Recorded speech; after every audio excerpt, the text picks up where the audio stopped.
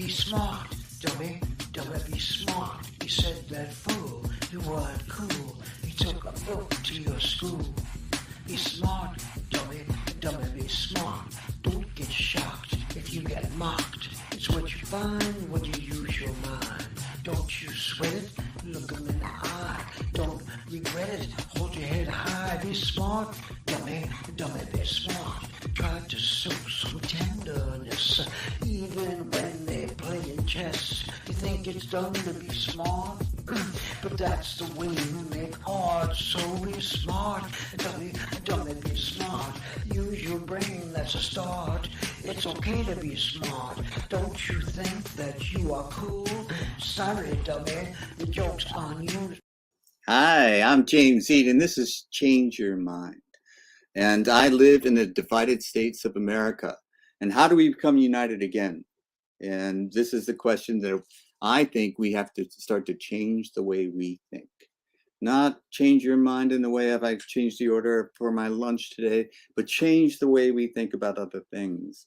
And stop trying to force people to change their way of thinking. Because unity does not mean uniformity. We do not all have to look the same, dress the same, think the same. We don't have to practice the same religions. We don't have to believe in other things other than the basic principles that were established when this country was established. Life, liberty, and the pursuit of happiness. And don't interfere with the pursuit of happiness. But sometimes we try to change other people's minds, and we get frustrated.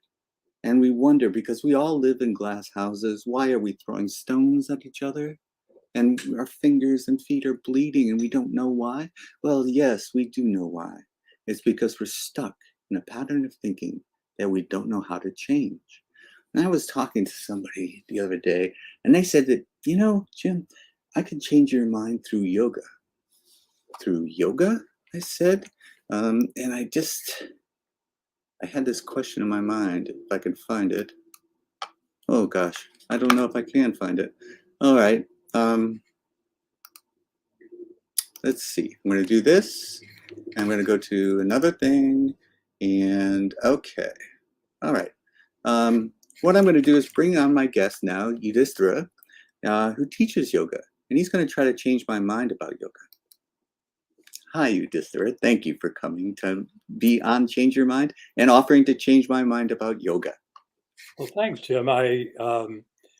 Your introduction could not be a better introduction for yoga than it was. I mean, it's like perfect. So, do you have any starting questions, or you want me to just sort of start riffing?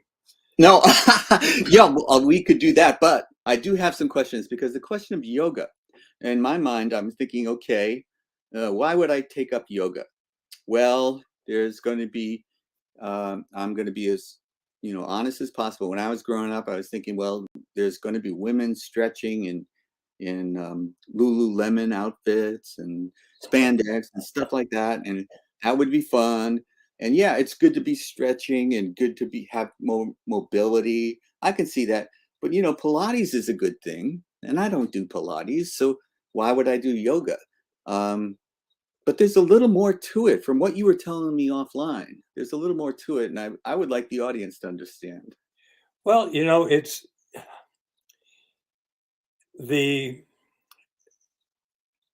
there's a famous yogi. His name is Paramahansa Yogananda. He had a simple teaching, and he said that about yoga, about this existence, is that when we are practicing yoga, there is center everywhere, wherever we are. That's the center. And there's no circumference, no limitations to what we're capable of doing or being. But the view of yoga has changed within this country, within the West, what we call the Western society. It's changed a lot through the years. And if there was a time, Jim, I remember when I was, maybe in my 20s, driving across the U.S. at a time when AM radio was all you could get. Yeah.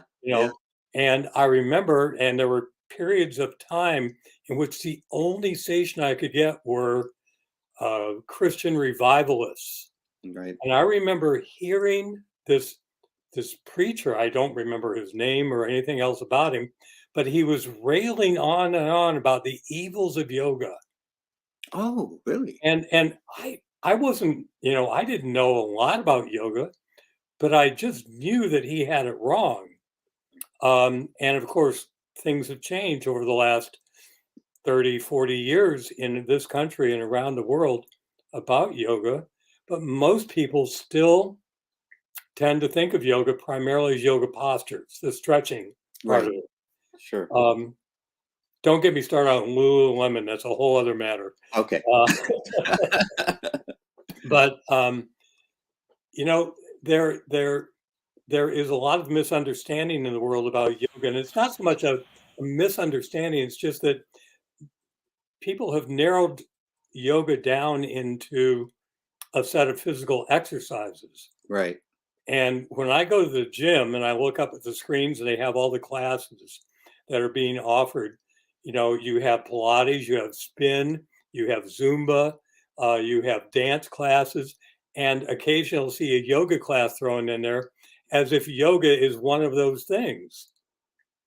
And here's the magic of yoga is that even when someone goes to a yoga class at a gym, taught by a teacher who only knows yoga as yoga postures, there is something beneath the surface that rises up into the person in the middle of a yoga posture or after the yoga class is done, where what they come away with is a sense of being more grounded, more steady, less stressed out, um, Yes. calmer, and so that even that little bit of practice of yoga, even when it's not taught by someone who has a broader understanding of yoga, nonetheless has a power to change people's realities. That's amazing to me. Now, this is separate, or is it separate? Let me ask the question. When I go to work out and I have a good workout, and I feel kind of a good kind of tired afterwards, so I feel like I've had a good workout, and I feel like uh, calmer because I've kind of physically gotten the stress out of my body just by lifting weights or doing the treadmill or whatever it is that I'm doing. There's some sense of that, and I'm hearing you talk about that, but also I'm also hearing a little bit more than that. And can you tell me? There is more than that because of the fact that yoga originally had very little to do with yoga postures. Hmm. In India, they have found images um, drawn from 5 to 10,000 years ago showing people in yoga postures. But those yoga postures at the time were relatively few, and all of them were postures in which people were meditating. So Ah, everyone has in their head this idea of, well, I can't do yoga because I can't go into full lotus position. right. Well, That my body I doesn't do confess that that. either.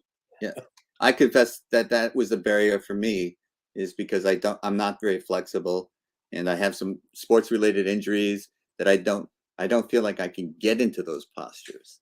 And Yeah, but and you're and saying that it's not that getting into the postures isn't all there is to it. oh, absolutely not. But I will say this is that that quality of physical flexibility carries over and gets deeper and deeper into who we are. So that when we become physically flexible, something changes about us energetically. And it's not just a physical release of tension, because Right. it's true that if people are really, one of the best things you can do for yourself if you are um, bothered, if you're feeling weighted by something that's happened, or if you're tense or worried or anxious, hey, a great thing to do is to go out and take a walk, and you'll feel better afterwards. Right. Exactly. Just because you've changed your environment a little bit, but it's not going to ultimately change the inner challenge that we face, which is really where yoga begins. Um, there's two basic resources for yoga. Most people have heard of them. Maybe I'm biased. Most people in my world have Uh-huh. heard of them. Right. Um, one is the Bhagavad Gita, Yes. and the Bhagavad Gita is sometimes called, and it's a misnomer, but it's sometimes called the Hindu Bible. And it's not really fair to put it that way because it's not talking about any religion. The Bhagavad Gita is not talking about or not teaching or it's not anything to do with any particular religion except what is called the eternal religion. There's a Sanskrit word for it, and I'll try to avoid using a whole lot of Sanskrit words because they don't translate perfectly into English. I But love Sanskrit words because people can't correct my pronunciation. well, my name is a great beginning point. Yes. Uh, but the term is Sanatan Dharma, and it means the best English translation is the eternal religion. Eternal religion meaning that if you were to take any of the fixed, obvious religions in the world today, Hmm. the three Abrahamic religions, Judaism, Islam, Christianity, if you were to take the non-Abrahamic religions, Buddhism, Hinduism, Jainism, Sikhism, all those, if you were to take away the titles, the names of those religions, and find out what are the basic principles, you would be able to take a thread and you could sew your way through every one of those religions. And if you were to take those core teachings without the names of the religions and you wanted to give it all a title, it would be yoga. That's yoga. And That's so, that's very, very, very interesting to me. And I will say that I read the Gita and I thought I didn't understand it well enough. So I took a course from the Hindu University of America, which is online, and I learned so much from that. And what I was experiencing was, yeah, I read that in this other thing. Oh, yeah, that was, and I would ask the instructor, is that like this? And he would say, oh, yes. So there was so much commonality that I was thinking I was going to learn something exotic or, somehow wildly different from my previous experience. And what it did was shift my perspective, but it did not there was so much that was like love thy neighbor like thyself kind of thinking. yes, And, you know uh, be of service to others rather than yourself kind of thinking that I experienced in Catholicism, and I have experienced talking with people of various faiths, and I've always been surprised at how much we agree on some very core principles. yep. One of the things that I have found is very curious is that I have many friends who are yogis, part of this path of yoga. Yes. And as the particular yoga organization I'm a part of is called Ananda. Right. Ananda itself is a Sanskrit word, and it refers to the inner presence and experience of joy with a capital J Mm. that does not have any reference or is not dependent upon any external reference. It is simply part of our nature. So Ananda is that yoga organization that I am part of. And, I got you to know, stop you there. go I'm ahead. not sure I followed you. All right, so you're talking about joy. It's not based on an experience of something that makes you feel a certain way. You're talking about it coming from inside, or is that what I heard you say? Or Yes. Let me sort of back up a little bit and put things into context. This is a big conversation. We're not going to cover everything within a matter of 20 or 30 minutes. But it helps to have a framework. And, all of the Bhagavad Gita will fit into this framework. There's another reference, oh yes, that too. The Bhagavad Gita is pretty much, it's all about inspiration and devotion and spiritual practice. Right. There's another book called the Yoga Sutras of Patanjali. And that book is much more like it's much more like a manual. It tells you, here's the situation we're in. And if you understand the practice of yoga, you don't need to go any further. So it comes out in about 195 or 196 short teachings. The first 3 are really the essence of it. And the first one lays the groundwork. And that's what I want to share with you a little bit right now, because it goes to that question that or everything that we've been talking about so far. And that is that all of us have the sense of dissatisfaction with the way that the world works. Yes. You know, Well, people don't behave the way that we want. right. We don't get what we think we should. We've been working so hard, and yet somehow we haven't gotten the reward that we were expecting. Or just that there's so much injustice. And Exactly. You can look at all of the disconnections that there are in the world, and the greatest disconnection that one individual soul will end up feeling is that connection, the desire to find our, I'm trying to find good words for it because I'm trying to use something other than the word God. But we have the sense of being separate from something, like we've left home, and how do we find home again? how You about know, divine? there is, yes, and so we feel that we want to go home and be with our divine parents, our divine mother or father. We want to go there, but we feel that we're not there yet. And this is, Yeah. You're just I'm picking up. I'm sorry to interrupt. It's like, go ahead. I read from something, and Ram Dass once said, "We're all just walking each other home." And it is a beautiful, beautiful teaching. And that you just reminded me of that. Well, I love Ram Dass's story in part because, of course, he became most famous originally for things having to do with psychedelics. Right. And he then found his way to a deeper truth than what he was able to experience with the psychedelics. But the sense of separation is a driving force.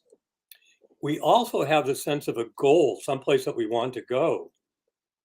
And that is that we want to find this divine union, this connection that doesn't depend upon other people following through on what they say they'll do, doesn't depend upon the world providing us just the right things that we want. And between these two things, the sense of separation, the sense of this desire for union. Your introduction was perfect, by the way. Thank you. Talking about union, about reunion. And yoga is simply the way that we get from a sense of separation to a sense of connection. And the primary yoga practice, it can be yoga postures, but it's mostly meditation. That's most of it right there. I'm already starting to change my mind, Yudhishthira, and because the book behind me is Freedom, Your Path to Recovery. What you just said is like the heart of the message that I'm trying to say, was that when I was in my addiction, I was disconnected. And when I recovered, when part of my recovery was finding a community, finding people that were walking their own paths, but I could walk with them. And the fact that I felt connected to them. And this connection was life-changing for me, because I thought by isolating, I would keep people away and people were the problem. And I was deluded in my thinking, because it turned out that people were part of the solution. And I didn't have to change them. I had to change me. Yep. And that was it's the genesis of the show, Change Your Mind. I realized that, hey, they weren't the problem, I was. My attitude towards them could change, and I could be far more accepting than I had been, less judgmental than I had been, and more welcoming to others' differences of opinions, rather than always correcting people. Yep. Jim, I've been there. Yeah. I know that kind of behavior because I did it all the time. Mm, It's one of the things that I found with so many of my friends who were raised Catholic or raised in Judaism or raised as Hindus. And when they become yogis, one of the things that I've heard repeated over and over again is that this path of yoga has made me a better Catholic. This path of yoga has made me a better Jew. This path of yoga has made me a better Hindu or Sikh, or you fill in the blank. right. It's interesting that for years I taught at a recovery center in Scotts Valley, California. Uh-huh. I taught yoga there. But when I teach yoga, I'm teaching yoga postures, but I'm also teaching yoga postures in a way that where the posture becomes a meditation. So it's not about physical flexibility so much as it is about being present and aware. And the teachings of yoga come out in every single religion. And, let me give you an example. All right. There are certain quotes of Jesus that appear in the Bible that are oftentimes, excuse me, very much misunderstood. Jesus said quite clearly, "Be still and know that I am God." That "be still" part is really very much the first practice of yoga. When you mention yoga postures, the Sanskrit word for those are asana. Ah, And the main value of asana is to be able to hold the body still. And another simple teaching that Jesus taught was like, he said, the kingdom of God is within you. yes. He was not speaking in metaphors there. Right. He was speaking quite literally. And when I mentioned the word ananda, that joy that is within us, it already abides there. We don't have to find it someplace else. Right. That's And yes. one last Jesus quote I'll give you. It's from Matthew. He says, "If thine eye be single, thy whole body shall be filled with light." Say it And again, please. if thine eye be single, thy whole body shall be filled with light. And in yoga, one of the things we do is that we lift our gaze up to the point between the eyebrows, just Right. above the bridge of the nose. Right. And if you learn to relax and hold your attention there, and this is a challenge, by the way, none of this is easy. Right. Because all you have to do is try to hold your mind steady for what, 10 seconds? Yeah. It's a 15, challenge. 30 seconds? You begin to realize there's a challenge going on here. Yes. But when you do relax and hold your gaze there for long enough, and especially if you have your heart connected to the process, this is the thing, is that yoga is not a practice of the mind. It's not all, it's not all mental. That the heart is involved in everything that we do. And it's an important part of it because one of the things that happens in the heart for many people is that their emotions take over and their emotions become the problems. Yes. Whereas in yoga, what we do is we take that emotional energy and lift it up. And we bring it up to this point between the eyebrows. When we do that, we have devotion, not just a mental activity. And that combination is sort of like a chemical reaction. You are well educated enough to know what a catalytic reaction is in chemistry. Sure. And it's almost like magic. Right. That you take these two things, put them together, nothing happens. But you add this one other drop of one other substance, and suddenly colors change or precipitates drop out or these sorts of things. And the sum is greater than the parts. Yes. And when you add devotion, it's that catalyst that changes everything. And so we will sometimes, it's very predictable, we'll see a single eye here, which is called the spiritual eye. Right. Okay.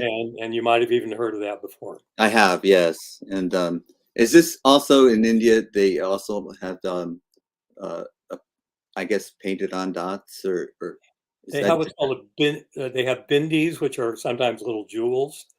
They do. They have that, which is just a reminder. right? And think about the way it works is that you're seeing someone else, and if they have a spot right there, or if they've been blessed, or they put a bindi on right there, what does it do to you? It means that when I see that person, I'm going to immediately put a little bit of my energy right there. Wow. Now it works, by the way, it works at all levels because of the fact that it so happens that there's a particular gland here in the physical body. There's a particular part of the brain there in the physical body, All right. they separate us from all the other creatures on the planet. Really? That That's that that that that, sounds like science to me. that well, as you know, I've been a science teacher for years as well as a yoga teacher. And so you get this very Holy smokes! So no other animals can get that energy the way that they do by not forcing, but opening. You just to look at that spot, and a well, little I bit hope of your energy goes into there. yeah, I don't, I don't discount the potential for certain other animals Yeah. to have a high level of intelligence. I think it's Yes, obvious that they do, I do too. but one of the things I do know from my own experience is that I am capable of putting my attention here, and I am capable of holding my attention there because I've been practicing this for decades Right. now, Right. and I've gotten a little bit better. Well, practice helps. That's how you Yeah. get to Carnegie Hall. Well, and so these teachings of yoga really revolve much more around how do I get from a sense of being apart from my divine source and reconnect permanently with that divine source. And all of yoga is the how to do that. That's amazing to me. And we're running out of time, but I'm going to have to Okay. maybe invite you back if you're willing to, because I think we're just scratching the surface of something that's fascinating to me. I'm going to ask you one more question about my Sure. my practice and how it might relate. I've because of the some physical sports injuries I've had in the past, I have to prop my back against the wall when I do squats, and sometimes I can feel like a quad muscle starting to cramp, or and what I'm able to do is focus my attention on the other quad, and all of a sudden I can feel like there's a balance again, and the one that was giving me trouble, it's not giving me trouble anymore. So I'm shifting my attention, and it seems like there's something energetically or physically that's happening then. And it's just my mind doing it, changing my body or something like that. If you could put it in yoga terms for me. Well, I can. I will also offer you another suggestion just in terms of that particular problem. And the suggestion I'll offer is a very physical one. That is, if you will stretch your hamstrings first, you'll find the quads will be more receptive.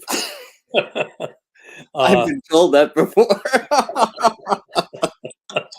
but that's just because of a built-in reality about our physical body, which is called um, um, something something inhibition. Anyway, it involves the opposing muscles. Yeah. Engage them first, stretch them first, Yeah. and then their opposites will tend to relax. We're all connected. Yes, but you've also you actually have pointed us in the direction of something that's much deeper, which is that the physical body is subject to the physical mind. Those two things are part of the one reality about us. Yes. It's in yoga terms, Jim, it is the least permanent part of who we are. But it's also where we find ourselves every morning when we wake up. When your back is to the wall and you're doing those squats, you're working with your physical body. Right. But the energy that runs through the body, that is the next level. And when we use our mind to focus our attention, as you were just describing, what happens is it changes the flow of energy.